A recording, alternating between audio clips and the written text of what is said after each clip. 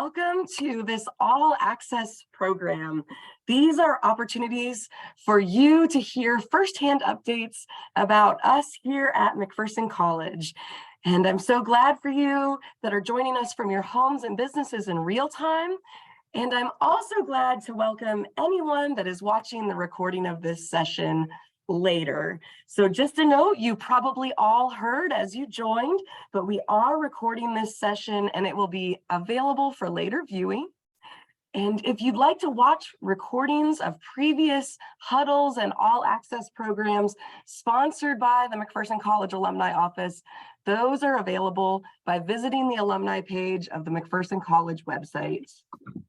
This evening, I am joined by Shane Kirchner, Professor of Education and Chair of the McPherson College Education Department.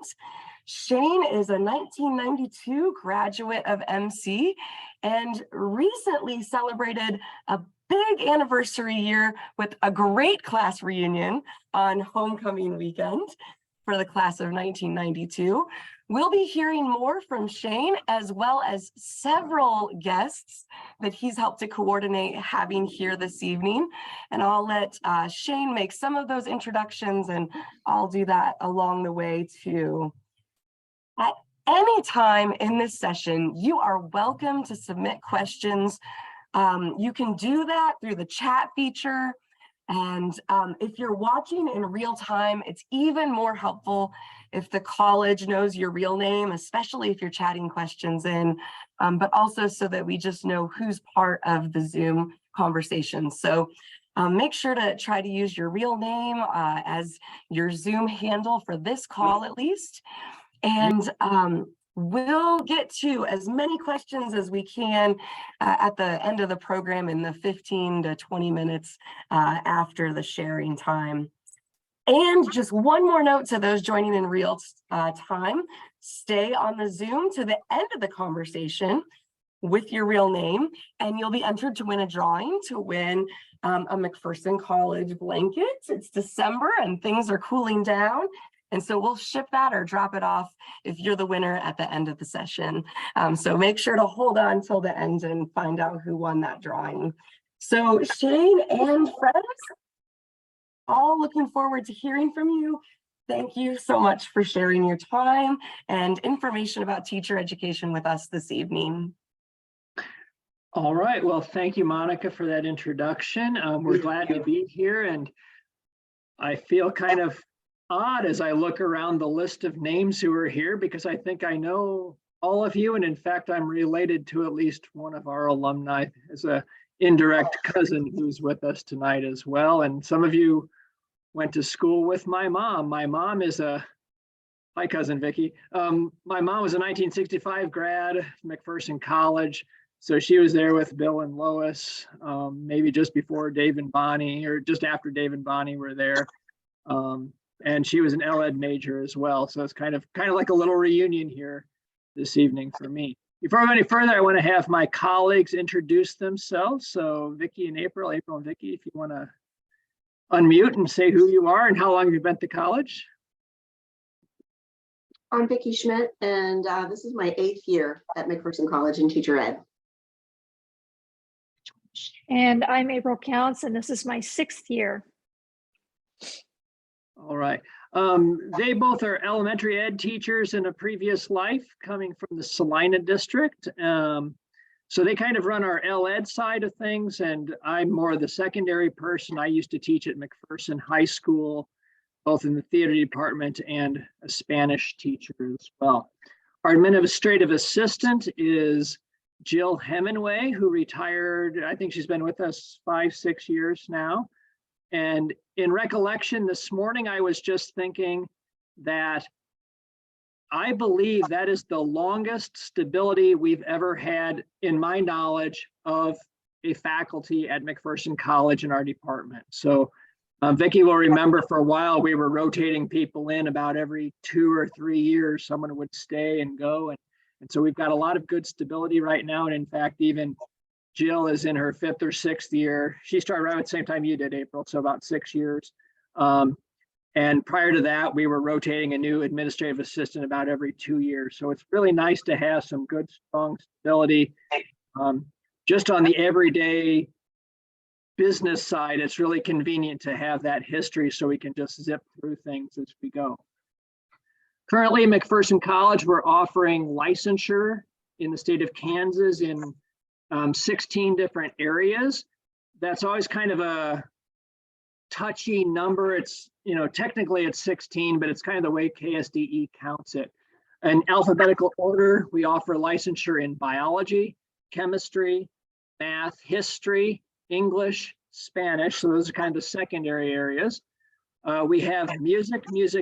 So we have elementary general music, we have vocal music, and we have instrumental music. So again, do you count that as one licensure area, or is that 3?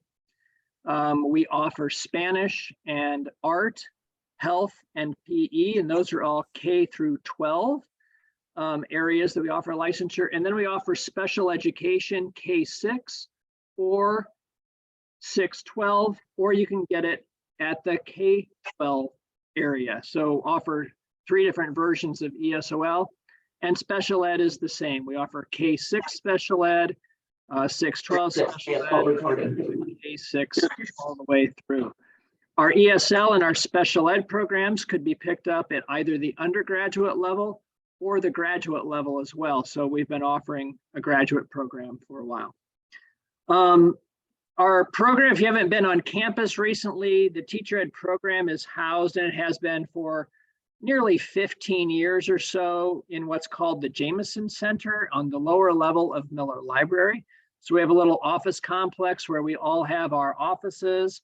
I'll look to my colleagues to comment, but we have the only self-enclosed space for a faculty on campus. So all 3 of us are together. We have an outer office so we can yell at each other. We have department meetings about 7 times a day, just yell and ask, hey, what do you think about that? And we have our little department meetings. We're the only ones that have that opportunity. Everyone else kind of shares an open hallway.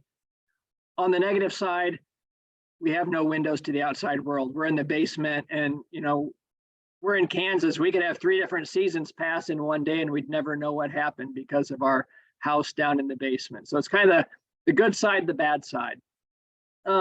We recently took one of the spare office areas in our area and created kind of a little teacher's lounge, teacher's workroom. So we have a Cricut, a Cricut is electronic shape cutter and letter cutter. So they can make bulletin boards. We have a laminator there. We have the coffee maker there. We have a mini fridge there. And so some of our night classes, I'll have students even bring dinner in and stick it in the microwave and go fix their dinner and then come over to class. So that's kind of convenient to have that space. All of that is located right outside of our office. We have a lounge space. We are able to use some special gift money, and we purchased some lounging couches right outside, and a sectional and a love seat outside, which is a fun place. We see a lot of our students hang out there. In fact, there was a school newspaper article maybe a year or 2 ago rating most comfortable places on campus, and I think we made the top 10 with our red couches there. And all of that is located directly next to our classroom, kind of a self-dedicated classroom for teacher ed. Again, with some gift funds we received about 3 years ago, we were able to purchase a brand new top of the line Promethean board, which is a giant touch screen that hooks to the computer. It works as a projector would, but then also has a lot of built-in educational features like timers and spinners, so you can choose a person, put their name on it and spin it, and it will randomly select the name of the kid you want to choose. That's kind of our physical location of where we're at at McPherson College. In the last year or so, we've been able to complete both a KSDE, Kansas State Department of Ed, as well as the CAPE, Council for Accreditation of Educator Preparation, so both state and national accreditation. It's really quite a long process to do that. Back in the spring of 2020, we submitted what are called our program reviews. So we had to write multiple page reports and provide all of the supporting data to KSDE to prove that what we're teaching in each of our licensure area, biology, chemistry, music, elementary ed, all of those areas were worthy of meeting the standards. So we did that process in 2020. In 2021 spring, we submitted our self-study, which I don't know, ended up being about a 70-page document with over 150 probably separate pieces of evidence, each one between 1 and 20, 50, 70 pages long of evidence for our state and national accreditation. We then had a fall on-site visit last fall of 2021. Those are normally on campus. Ours was a virtual visit, I believe.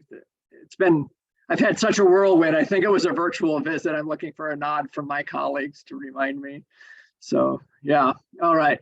And then it's funny, we had that visit in fall, but it wasn't until the following June when KSDE finally voted at a board meeting to approve us. It had to go to the accrediting council at the national level, and they had to vote on it. Their results finally went to the state board, and then they read through it and they voted on it.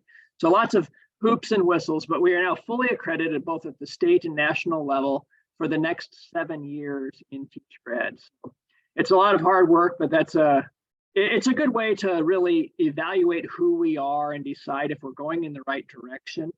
And good news, bad news, in fall of 2025, we will do a similar but smaller version for the institution. And that allows us to really look at what we're offering. We can decide internally if there's things we'd like to change, add new classes at that time. If there's a different focus we want to go for, we can present that just for our own campus to evaluate. That'll eventually go to the Board of Trustees, who will approve those changes and things. And at that point, that helps sets the stage, and we have a chance to try those new options for a couple of years before we then go for state and national accreditation. So it's kind of a mid-step that allows us to see if we're where we want to be before we go on to those next items. So another thing we're happy with right now, and we're continuing to do some revamping, but we're generally happy with, is our Masters of Education in Curriculum and Instruction. So we started that 10 or 12 years ago. We had several bumps with it, and we really stopped that process for a few years. We then reevaluated where that process was at the master's degree, and we decided to reinstitute that. And that's when we decided to add both the special ed and the ESL licensure at the graduate level. So our students who choose to go with our master's program take 5 or 6 courses in either special ed or ESL, English as a second language, and then they have an additional 5 classes to take, which I refer to as the core, which end in a graduate level action research project that they implement to get their master's degree. We will graduate, I believe, 7 or 8 with their master's degree this May who are finishing up. We've had some good luck in the past. We're kind of struggling a little right now with some cohorts in the region. Our first cohort was Buhler, where we had 12 go through, and I see Erica Shook, a Buhler representative, yay, in our group. We had 12 get their ESL licensure from Buhler, and 7 or so of those stayed on to get their full master's. We then had 2 cohorts go through from the Hutch School District. We had about 20 in the first and about 30 in the second. Not all stayed with their masters. And we've had a few random folks here and there from McPherson district go through that. So we're not doing as well with the cohorts as we would like, but I think we're still meeting some others. With that, we've created what we call our direct entry master's program. So our students as early as junior year can start taking some master's level classes, so they can be simultaneously working on their bachelor's and master's degree. We did hit a few road bumps with that in the sense that some of these first-time freshmen who say, ooh, I really want to get my master's in special ed, although they have the desire, they aren't necessarily academically mature enough, is the phrase we use, academically mature enough to do that course load. So we've decided in the last year or so, we needed to revamp that. So we've just bumped up a little bit what our entrance requirements are going to be for getting into that master's degree. You know, we're working harder than we should have to on some of that. So we're trying to revamp that to maintain the quality of the program and make sure those students are going to be successful who choose to go into that program. So that's kind of a quick overview of our program. I don't want to throw Vicki or April under the bus too much, but did I forget anything? Do you have anything you'd add to that? Am I forgetting big picture stuff?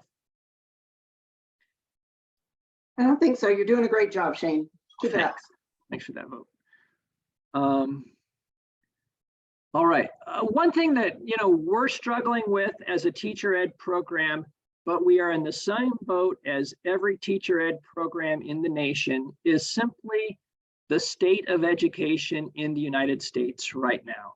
So Monica and I talked, should we go political? And let's face it, we have to be. And I try to tell our students this in our program. You may say you don't care about politics, but you can't be a teacher and not be into politics because, thank you, Erica, because you're employed by a school board. The school board are elected officials. You need to be politically active. And that's where we're seeing the struggle, I think. It's simply a political statement of education in America right now. We have, teachers are burning out because of all the added pressures, but a lot of those added pressures are also coming from the political stance that we're seeing ourselves in. Seeing legislators think they know more on how to educate kids than teachers with master's degrees and more advanced degrees. And that's putting a lot of added stress. Teaching's a hard job to start with. And again, if I look at the screen, I'm seeing John Hoffman, who's teacher, Ed Switzer's a teacher, Dave and Bonnie Fruth are teachers, Bill and Lois have been teachers. Everyone on the screen, I think, other than maybe a couple of friends who I have been or are currently teachers. You know how hard this job is. And, I think Vicki and April can back me up, and probably Nellie and Colby, who are in our recent grad and one of our students. We try to be upfront with how hard this job is when they think, I use the old joke from a student about 15, 20 years ago. It's like, teaching is a lot more than just playing with the kids. And, I think some of our young students come in and kind of think that, oh, this will be an easy thing. It's just working with kids. How hard? It's just babysitting. How hard can that be? But good teaching is a lot more than that. And, taking those day-to-day challenges and then putting in all of the other issues that we have is really the challenge that teachers are seeing. Kansas State Department every fall puts out a bad phrase, I suppose you could use, is a teacher shortage list. The real name of it is a licensed personnel report from KSDE.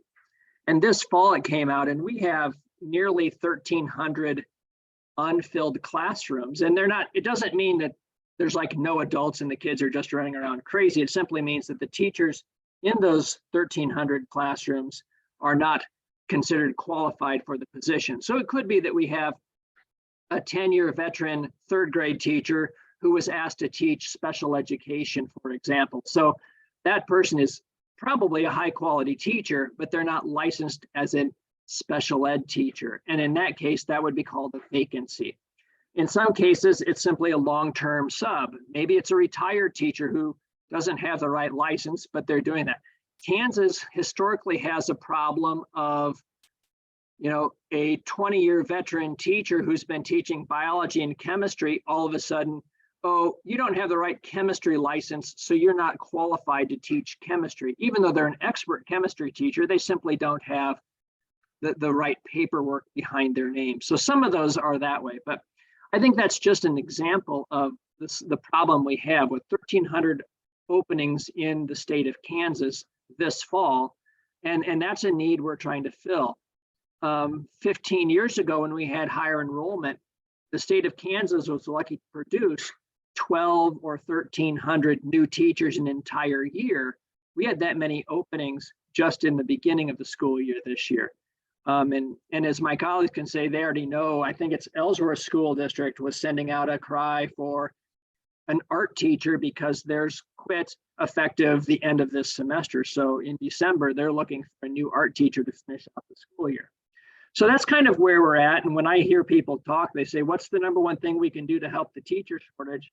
The response I've seen online from others is vote for legislators who support education. That's the easiest thing we can do, but that's a big fight right now, but that's something we would encourage you to think about. All right, I'm going to leave the bad news and let's talk about more exciting things in education. This is finals week at McPherson College. Colby knows he just finished his last day of student teaching on Friday. I don't know if he went into roller skate today with the kids. That was going to be a new unit. He said he might go in, and we'll have to get that story from him in a second. But Wednesday, Vicki, my colleague Vicki, and I are taking a group of 5 students to the Ron Clark Academy. Ron Clark is an outstanding teacher. Erica Shook might want to chime in here. She's been there and seen him live in action. I'm not sure if he was an award-winning teacher, like National Teacher of the Year or something like that. I think he was. But he decided to take what is good teaching and open his own school for kids in Atlanta, Georgia. He wanted to find an underserved population and go help that population. So they will lead once a month, they have a workshop where they can invite teachers to come in and watch the great things that are happening. So again, we are still able to live, and some of you will understand this more than others. We're still living a little bit on some funds we received from what we call the Dayton Rothrock Fund. So Dayton Rothrock, as some of you know, for 40 years was the chair of teacher ed at McPherson College. So we were able to get some funds from the family with the idea that you will use those funds to help support students in professional development. So we're using some of that money. Students had to raise some of the money on their own. And we're going to take these 5 kids next week, or later this week, Thursday, Friday, to Atlanta, Georgia. So it's going to be a fabulous 2-day experience. Hopefully after the end of our first day, we will all graduate enough to use the slide. And they actually built a slide in their school so that graduates of the Ron Clark Academy can go down the slide as kind of their award for surviving the first day. And just really exciting. Erica, tell us more about what we're going to see. So Ron Clark Academy is amazing. It's picture Hogwarts, and it is very, very much like that. But it's more than just this magical space. The teachers are incredible. And they hold students to really high standards, like really high standards. Their students are very eloquent, so they're taught public speaking early, and that is an expectation there. They are doing coursework that is much more advanced than many of the grade level courses that you would see in schools around here, because of the level of expectations that they have for students. But they also have a really strong partnership with families. It's required that families spend a lot of time in the school every year. Also, these kids, that's grades 4 through 8, they get to travel to like 8 of the continents over the course of their time there. They enroll as 4th graders. And then can stay until they graduate 8th grade. The slide is what they use. So all of the kids are put into houses, which is very similar to the Harry Potter house system. But they use the slide the kids go up the stairway, and there's this giant wheel that they spin. And then they go down the slide. And by the time they reach the bottom of the slide, the wheel has stopped. And that's how they get sorted into their houses when they come in as 4th graders. And the whole thing is just amazing. I've been there twice now. I took a group of Bueller teachers this last summer with me. I went by myself the first time, and it completely changes the way you look at education. Excellent. And we're excited to go. Yeah, good things happening on that front. Monica, I'm going to go back to you for a minute. Sure, absolutely. Ready for our guests? I think so. Yeah. Well, I mean, I am really curious. I'm so happy to have April and Vicki on. And so before we transition kind of away from the department, is there anything you want to share about what you do specifically, or how you interact with students and send them into the world? Well, I would have to say that I teach the Intro to Education class, and that's where I make them or break them. I tell them all the scary stories, and they decide, yeah, teaching's for me still, or no, too scary, I can't do it. So I just read a bunch of why not teach papers yesterday and today, and I I mean, some have changed their mind and some have to not teach, some have changed their mind to teach. So That's great. Great. Thank you, April. Yeah. April gets them at the beginning, very beginning with Intro to Ed. Shane gets them in the middle. We all get them in the middle, but I get them at the very end because I teach TLP, which is the last course that they take as seniors right before student teaching. And so we're kind of launching them and readying them for their student teaching experience throughout that course. And I just always really enjoy seeing those students after 4 years and the change in them. I mean, not only personally and academically, but just in the way they view education and the way they view their responsibility or their perceived responsibility as a teacher has just changed so much by the time they make it to that class that it really is very reaffirming, I suppose, as an educator to be able to see that. So I love teaching that kind of, I don't know, it's not really a capstone, but for me, I guess it kind of is. Thank you. Yeah, that's wonderful. And it's a great segue, Vicki, into the two guests that are joining us. We have Colby Swift, who is a senior, and Shane already let the cat out of the bag. Colby just finished student teaching and ready to officially graduate, though we'll celebrate Colby's graduation in May with the class of 2023, but he's a 2022 graduate. And then we also have Nellie here with us. She is a class of 2020 graduate and is actively in a classroom with several classroom stories to share. And so we're so happy to have both of you on this call. And Shane, how do you want them to get started in their sharing? I'm going to start with Nellie. Nellie, just tell us your history. You've got kind of a funny history. How did you get to McPherson? What did you do here and where have you been since? Because you've only been out like 3 years and you've been all over. So give us that short rundown. Yeah, sorry, my dog's drinking water in the background right now, so that's the water noise. Yeah, I graduated class of 2020, but I actually didn't get to McPherson College until 2018 because I did the junior college route. So I am originally from Sacramento, California. That's where I did my community college, did my gen ed classes. And then after that, I got recruited actually to play soccer at McPherson College, but my lifelong dream was always to be an elementary education teacher. And so that was my mindset going into college. I was like, yeah, I'm getting my college paid for, but what I want to do is end up in a 2nd or 3rd grade classroom.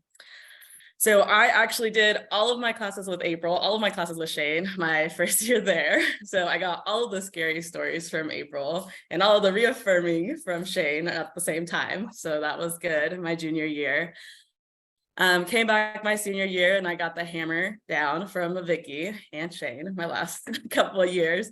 Like the academic immature stuff, I kind of hit that wall my senior year where they were like, hey, you are a great teacher. We want to see you in the classroom, but you need to become academically mature.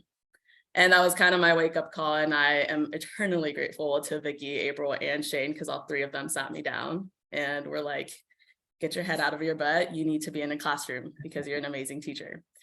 So I appreciate them for always pushing us and always seeing the best in us.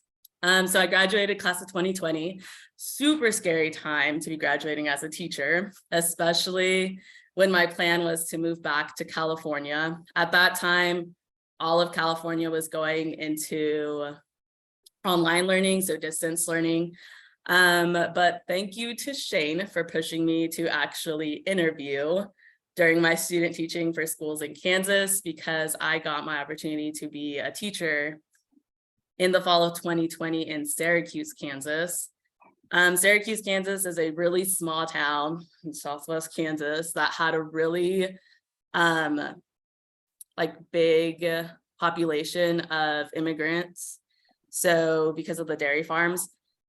So because of that, they had this program of ESL newcomers, and I am bilingual. I speak Spanish and English, and I have my elementary ed background. So they hired me on to help 7th and 8th grade ESL newcomers. And I set up my mornings as an elementary classroom, and I did math, English, science, history, and English and Spanish with a focus in their reading. The afternoons, I was like a reading intervention teacher because of like all of our reading background that we get as elementary education teachers, and then a beginner Spanish class, like just to throw that in there for the kids who don't speak any Spanish, and so that they can connect a little better. After Syracuse, Kansas, I moved back to California because I met my husband there. We got engaged, and then he got a job opportunity in California. So I was like, yeah, that's where I'm from. I would love to go back, so let's do it. I moved back to Sacramento, California, taught at a private Catholic school for a year. So I was doing math and science to 6th, 7th, and 8th grade, because it is hard to find people who already have experience in middle school and are willing to continue to teach in there. So they asked me to interview for the 6th, 7th, and 8th grade math and science position. And I did that for a year, and I absolutely loved it. It was a really small school. There were small classes. My biggest class, I think, was 16 students. So that was lovely. And then after that, we got married. He got another job opportunity out here in Montana. So we're currently in Billings, Montana. I work in Laurel, Montana, though, which is about a 20-minute drive on the interstate. It's not bad at all. I enjoy it. It's better than city driving. I will say that, because I had to drive 30 minutes last year in all city driving. And I am teaching math to 8th graders. So I'm doing pre-algebra and algebra right now. And my biggest class is 26. So, and I have 120 kids now in total versus just my, what was it, like 50 last year. So I am enjoying my journey. It is quite a journey, if you ask me. It's quite a journey for someone who was going to be a 2nd and 3rd grade teacher in California, middle school math in Montana. But what a fun adventure you've had. So thanks. Yeah, and I can definitely say that I felt prepared for it, because I think April and Vicki especially pushed the whole classroom management and making sure you're ready for that, especially being a 22-year-old going into an 8th grade classroom. Like I still get that I'm the mean teacher because I'm so strict. So I appreciate you guys for giving us those skills to have good classroom management and not get run over as a young woman in education. Colby, your story's not as long because you're not that adventuresome yet. Fill us in with where you come from, what you're up to. Yeah, so I'm from Valley Center, Kansas, which is kind of just down the road from McPherson. I kind of got here. The soccer coach was my club soccer coach. And so that's kind of how I got introduced to McPherson. And so I came here to play freshman year, and I wasn't really sure what I wanted to do. And my girlfriend at the time, she was like, oh, I think you could be a good teacher, and why don't you just try it out? So I was like, all right, we'll try this out and see how it goes. So I took Intro to Ed with April, and I enjoyed it. It was a little different just because the time of COVID and everything like that. So right off the bat, I was supposed to go get some practicum hours, and that didn't really work out because of everything being online. So I did.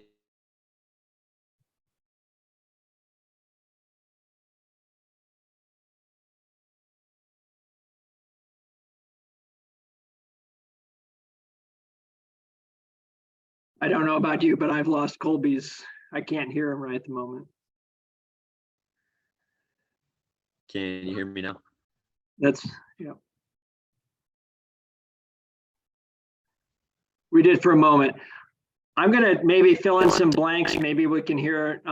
Yeah, Colby did join during the COVID time. I taught him Princeton strats of teaching, principles and strategies of teaching, and I remember him doing a lovely video of him doing some kickboxing from his home as one of his lessons that he had to demonstrate. So we all learned a lot during that year and a half or so of trying to make up how to teach in a whole new way. And especially our PE teachers had to learn a whole lot. And we've heard stories of, I'm going to do some push-ups on the floor and you can watch me and help with me, boys and girls, as our PE teachers are trying to teach PE remotely. So try again, Colby, see if you're back with us.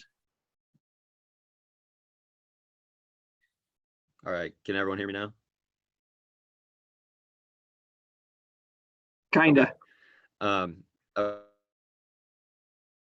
Okay, I'll try my best. If not, and sorry. So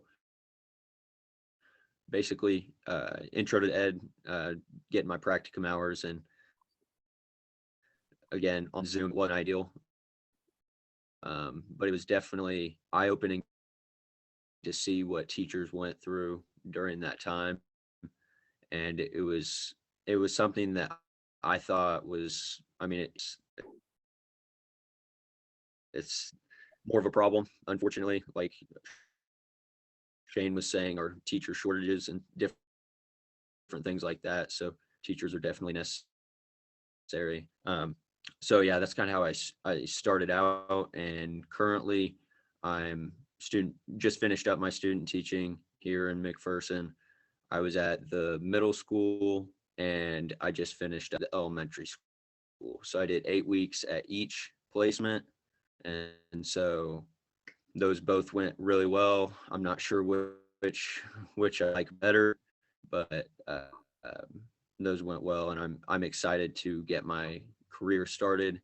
I'm looking at 2 possible job opportunities in Wichita, because that's close to home. So kind of what I'm looking at right now. But yeah, so that's a little about me. Hopefully you guys can hear everything that I've been saying. But yeah.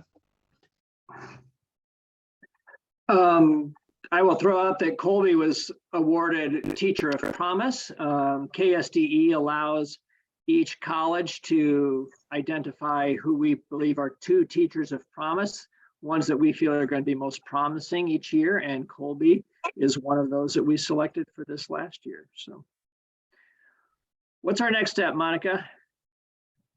I think that's, I really appreciate each of you and sharing your stories, but we have space if there's any questions that anyone wants to ask, and that includes those of you who have already spoken and presented. You may have questions for one another too, in the midst of this.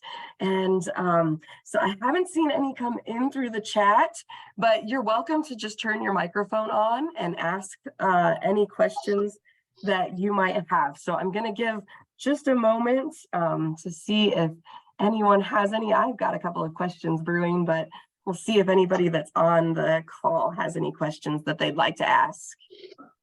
Monica, I really don't have a question, but I want to check up on Shane. Did you pass that compliment on to your 2 cohorts that I gave you? Probably not. My brain's not that big sometimes, Bill. Which compliment was that? I was watching a ball game, a women's ball game, and I happened to sit by Madeline's mother, who's an elementary principal. You remember now, Shane? Yes, I know I told April. I'm not sure if I got Vicki as well, but I was really, really impressed. She said, what you're doing for Madeline to prepare is right on. She thinks your department is just excellent. So you 2 ladies need to hear that too. Well, Shane. Thank you. Yeah, that Madeline Hankins, she's staying an extra year to do her COVID eligibility. So she decided to pick up her master's degree while she's here with us. So she's doing that, and she's going to go down the ESL route. Yeah, she's a real joy to have in class as well. Thank you, Bill. That's great. And Shane, April, and well, I think maybe Vicki might have, oh, no, there's Vicki. We have a question from Augie in the chat. Is critical race theory being pushed on teachers in Kansas? We talk about diversity, equity, and inclusion in our classes, but not critical race theory at all. But yeah, we spend a lot of time talking about how teachers need to be prepared for whatever's going to show up in their door. And that's going to be a wide range of things, even here in Kansas. In fact, my eyes are going to Erica Shook.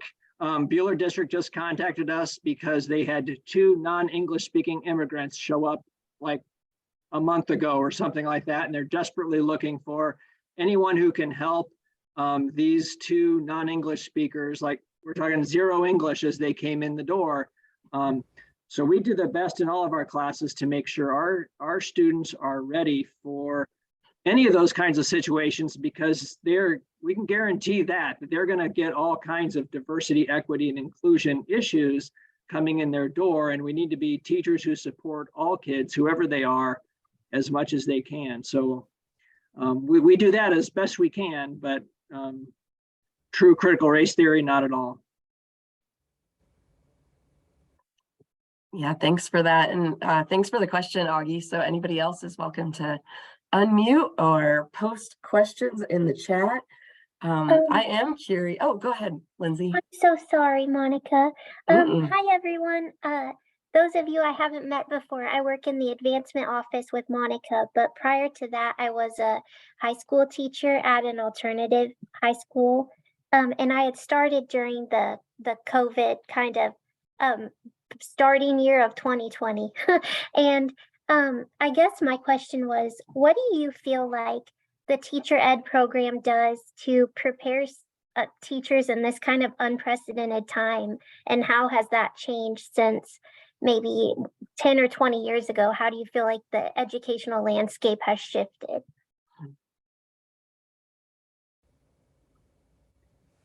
I see eyes looking at me, so I'm going to talk, I suppose. We talk a lot in the office and across campus in reality about what we refer to a lot of the new COVID generation. Just a lot of issues and ideas of a host of students who not only lost 2 years of academics as they traditionally would, and I'll just put a little parentheses on that and say, as much as we complain about our kids have lost this year of education, in the big picture, that's no big deal, because we don't have a Ukrainian war happening right now. We at least have a school to go to. We aren't dealing with poverty nationwide that don't allow people to even have an opportunity for education. So that's my little soapbox, and I'll get off of that one. But we're dealing with a lot of kids who haven't made decisions on their own. We talk about college kids, a generation or 2 of college kids who have never had to share a bedroom, and some of them never even a bathroom with their siblings.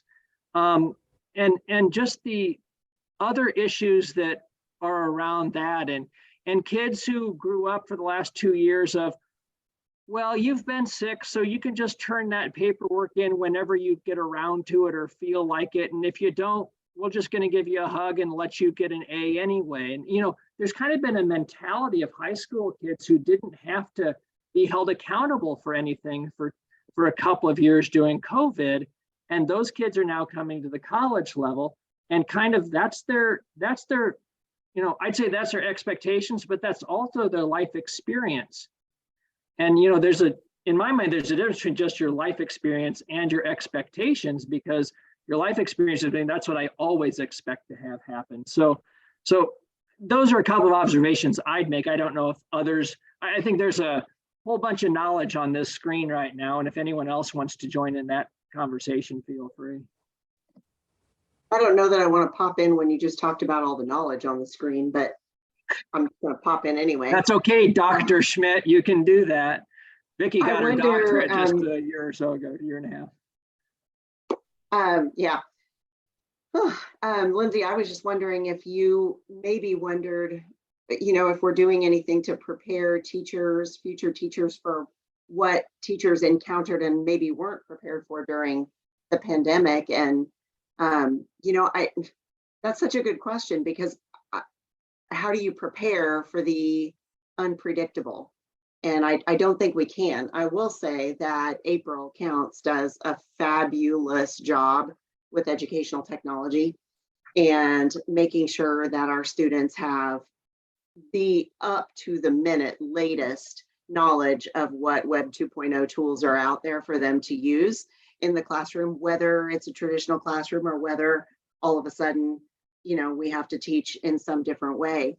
I don't think there's any way to prepare future teachers for teaching in an online or a hybrid environment. I don't think there's a good way to do that. I think you just have to give them the tools, the best tools you can for the experience you assume they'll have, and hope that you've given them enough of the very best you have to offer so that they will have those tools in their tool belt if they have to use them in unconventional ways. Thank you guys so much. Yeah, and I would like to build off of what Vicki said about April's intro to technology or technology and education class that we took, because I definitely felt that prepared me because I was in the middle of student teaching when COVID happened, when the lockdown happened. So there was a lot of unknowns, but definitely being able to reach into my tool belt and say, I know how to use Google Classroom, I know how to use Canva, I know how to make a worksheet into a slide so that my kids can use it, was definitely helpful. So they did help me in that. Well, I think there's an element there of training future teachers to be flexible. We can't teach you everything, but as Marilyn Kimbrell, my predecessor, said, to a certain extent in teacher ed, all we can do is prepare you the best we can to survive your first year of teaching. And any of you who have been a first year teacher know exactly what I mean by that statement. We can help you survive, and that's about all we can do, because you'll learn so much that first year. If we've got you prepared for your first year, then you'll probably do okay.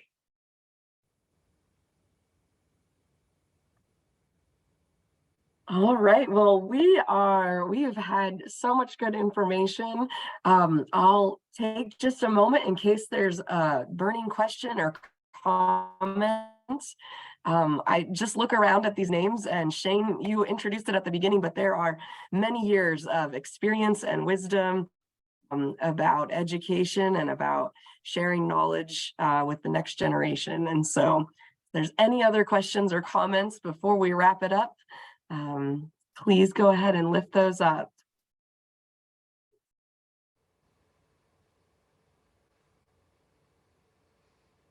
All right, well, just know that we're happy to hear from you, especially if something comes up later that you want to know, feel free to reach out. Now, I will share, Shane, part of doing this here in December is that Shane gets to enjoy sabbatical in the spring semester, and so Erica's giving a thumbs down to that, but we're giving a thumbs up to the opportunities you have to both rest. And Shane, do you have any research areas or any special travels you can share about?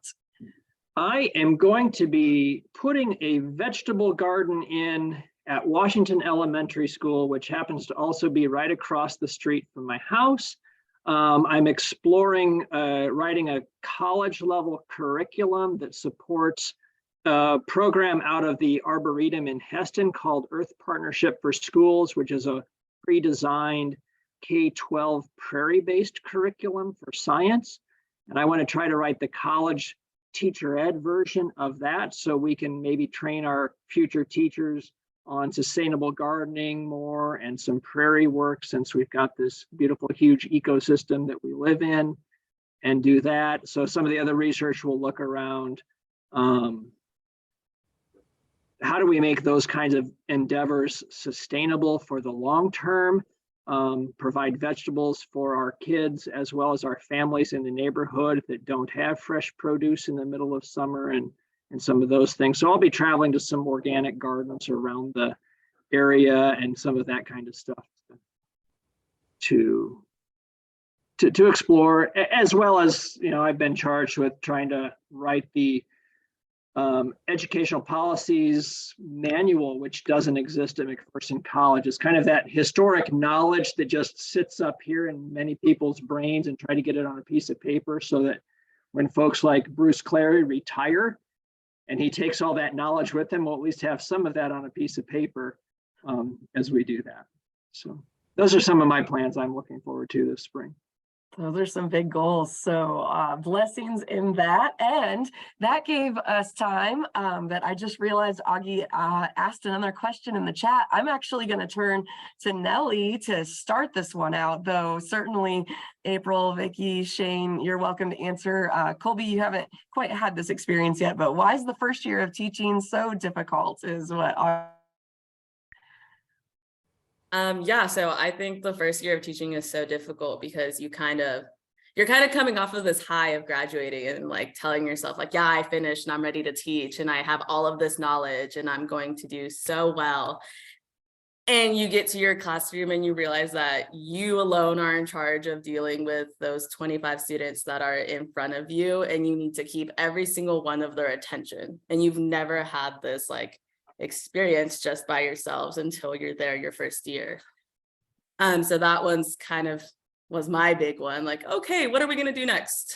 I've practiced transitions, but now I actually have to apply them on my own. I've done this. I need to implement my own expectations, my own like protocols in my classrooms, and I need to juggle all of these other children that are in here as well. Another thing that was so difficult, I think, for myself, because I moved back to Kansas from California, so I didn't really have my parents around for support, was the money.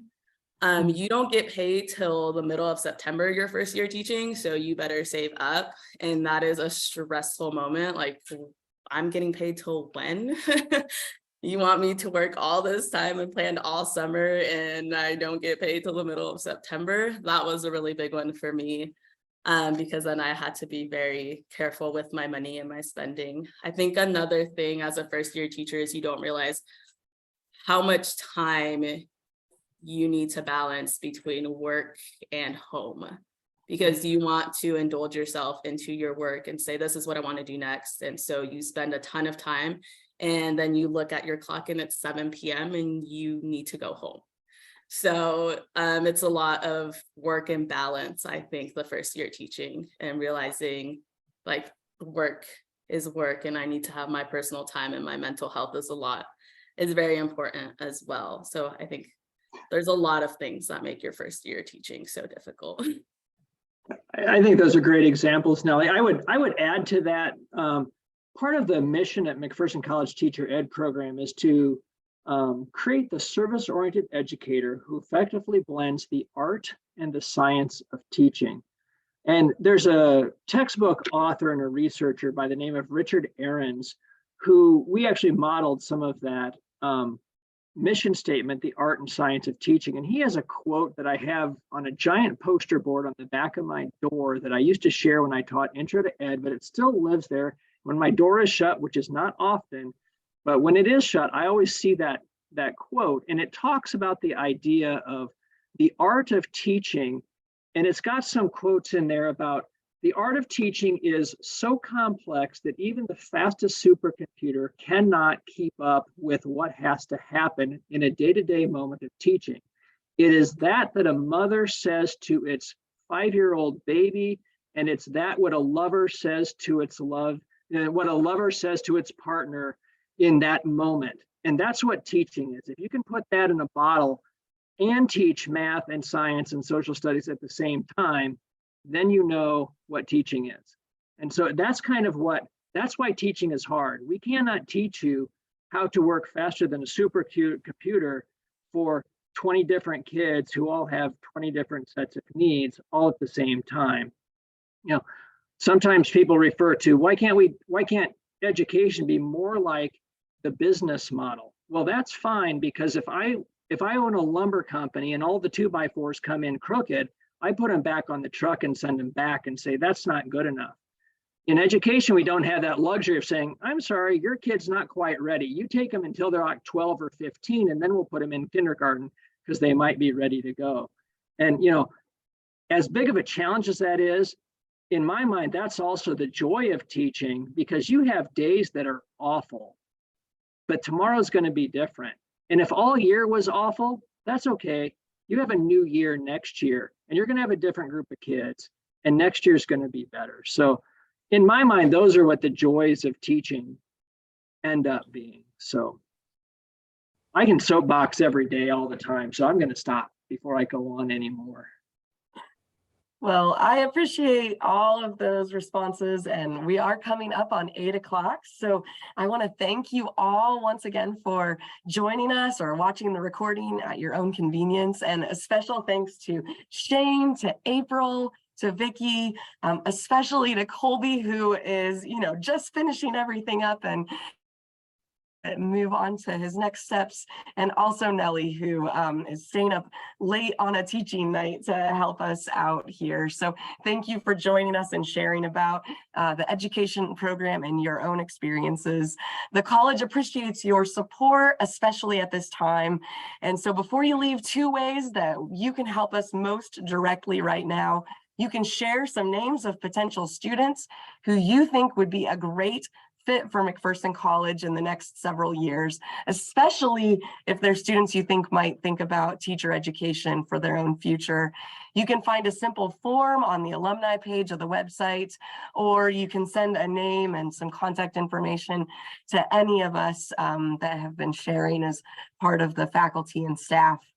And of course, we welcome your financial donations at any time during the year, especially towards any MC endowment that helps us reach our $500 million matching gift goal that we have on the table right now. So thanks again for joining. And now for those who have stayed on, I'm going to congratulate Erica Shook from the class of 2010, who won the prize drawing for our blankets. And we'll make sure to get that to Erica sometime soon.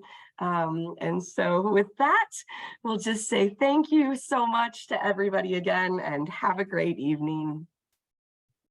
Good night, all.